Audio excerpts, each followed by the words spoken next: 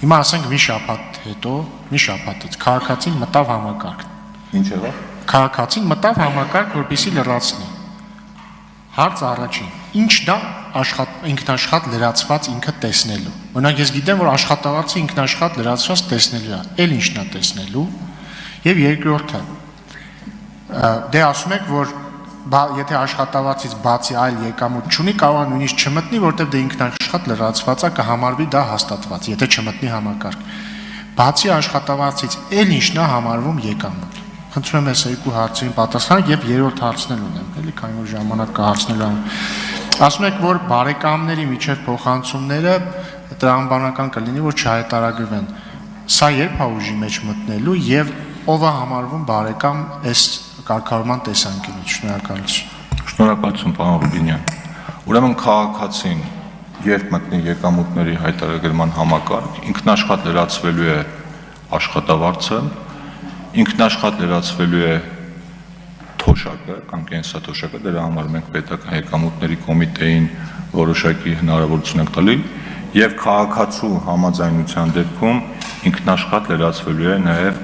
ավանդներից ստացած եկամուտները։ Հիմա երկրորդը ինչ կարող է լինել, բազմաթիվ դեպքեր կան, որոնք են հարկող եկամուտ, ասում սկսած օրինակ տունը վարձակալություն տալուց, մինչև որևէ միջոցառման հանդիսավար աշխատելու դիմաց ստացած վճարները, այսինքն այն բոլոր եկամուտները, որոնք որ ենթակային հարկման,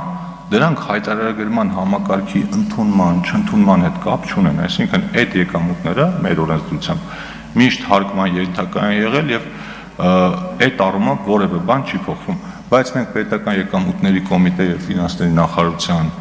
հետ համատեղ կարծում եմ մի հատ հասկանալի ցանկով տեղեկանք կհրապարակենք, որպեսզի մարդկանց համար հասկանալի լինի։ Միգուցե մարդկա որ չգիտի, որ օրինակ եթե մեքենաների վերանորոգման կամ տների վերանորոգման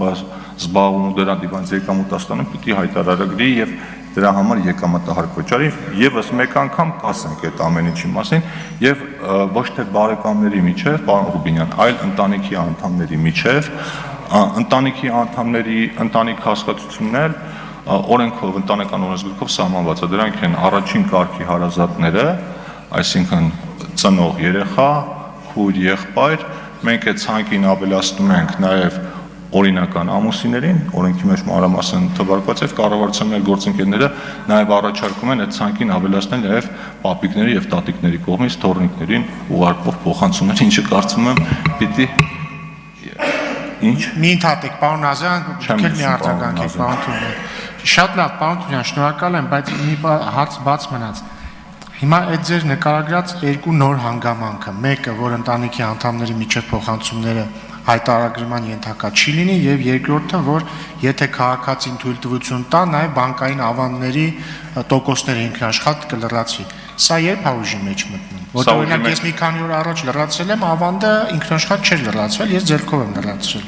Պարոն, որտեղ դրա համար օրենսդրական համապատասխան փոփոխություններ անհրաժեշտ լինելու, դա ուժի մեջ է մտնելու նոյեմբերի 1-ից հետո։ Այսինքն մենք դրա համար ենք այս Կներեք, էլի 1000 ներողություն, ինչի՞ եմ ես հարցը տալիս։ Մարդ կա, ասենք, այս պահին չի լրացել, ինքը գիտի, որ ժամկետը նոյեմբերի 1-ն է։ Հիմա այսօր այդ մարդը, որը գիտի, որ ժամկետը նոյեմբերի 1-ն է, ինքը ինչ անի, ինքը համարի, որ բանկային ավանդը եթե լրացված չի, բան պետք չի անել, կամ համարի, որ եթե բարեկամի փոխանցում եղել է, հիմա ինքը, ասենք, հոկտեմբերի 30-ին, ինչ պետք է անի այդ մարդը։ Այդ մարդը կարող է մի որոշ ժամանակ սպասել, ոչինչ չանել, օրենքը կընդունվի, պետական եկամուտների կոմիտեն համապատասխան տեխնիկական այդ հնարավորությունը կընձեռի եւ դրանից հետո եթե քաղաքացին արդեն մուտք կգործի պետական եկամուտների կոմիտեի համակարգ, նկատի պիտի ունենանք, որ շտկելու հնարավորությունը միշտ կա, այսինքն ամեն դեպքում այդ ինքնաշխատ տարբերակը, որ լրացվում է, այդ ինքնաշխատ տարբերակը լրացնելու համար որոշակի ժամանակ է պահանջվելու պետական եկամուտների կոմիտեից, այդ ժամանակահատվածի ընթացքում այդ շտկումները կարող են եւ կատարվել։